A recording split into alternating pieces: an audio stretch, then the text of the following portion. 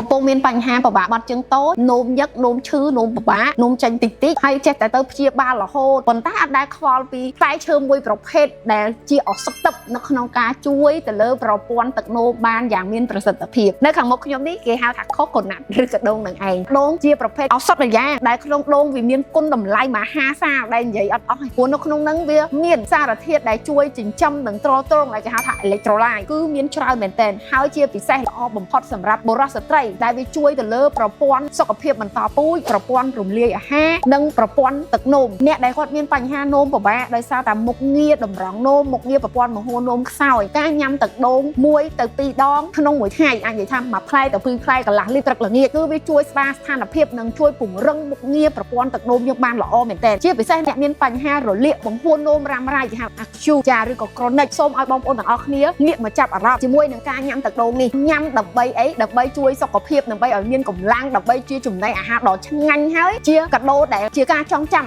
ដែលតាបានបន្សល់ទុកអញ្ចឹងនៅក្នុង topic ដូងជួយទៅលើប្រព័ន្ធទឹកនោមនេះសូមអ្នកដែលគាត់មានបញ្ហាទៅញ៉ាំតាមអ្វីដែលខ្ញុំណែនាំបងប្អូននឹងទទួលបាននៅការប្រសើរឡើងនៃសុខភាពមិនថាកំពុងព្យាបាលជំងឺឬក៏កំពុងបង្ការទាំងសុខភាពទាំងសារធាតុទឹកសារធាតុចិញ្ចឹមសារធាតុ electrolyte គឺវាមាននៅក្នុងនឹងទាំងអស់ដែលភាគច្រើនពេទ្យនិយាយថាបើសិនជាបងចង់ដាក់សេរ៉ូមបងទៅទិញដូងញ៉ាំមកព្រោះឥឡូវសុខភាពបងមិនទាន់ដល់ដាក់សេរ៉ូមទេអញ្ចឹងដូចអ្នកដែលគាត់ពិបាកជូរនោមអីគាត់ប្រើថ្នាំប្រើអីញ៉ាំទឹកដូងបន្ថែមវាធ្វើឲ្យគាត់នោមមកស្រួលដោយសារមុខងាររបស់ប្រព័ន្ធហូរនោមនឹងវាមានភាពល្អប្រសើរអញ្ចឹងអរគុណច្រើនវីដេអូនេះពីខ្ញុំអ្នកគ្រូសិពៅផ្ញើជូនបងប្អូនទាំងអស់គ្នាឲ្យឃើញគុណតម្លៃមហាសាលនៃទឹកបរិសុទ្ធមួយនេះគឺទឹកដូងដែលដូនតាយើងដាំរក្សាទុកឲ្យយើង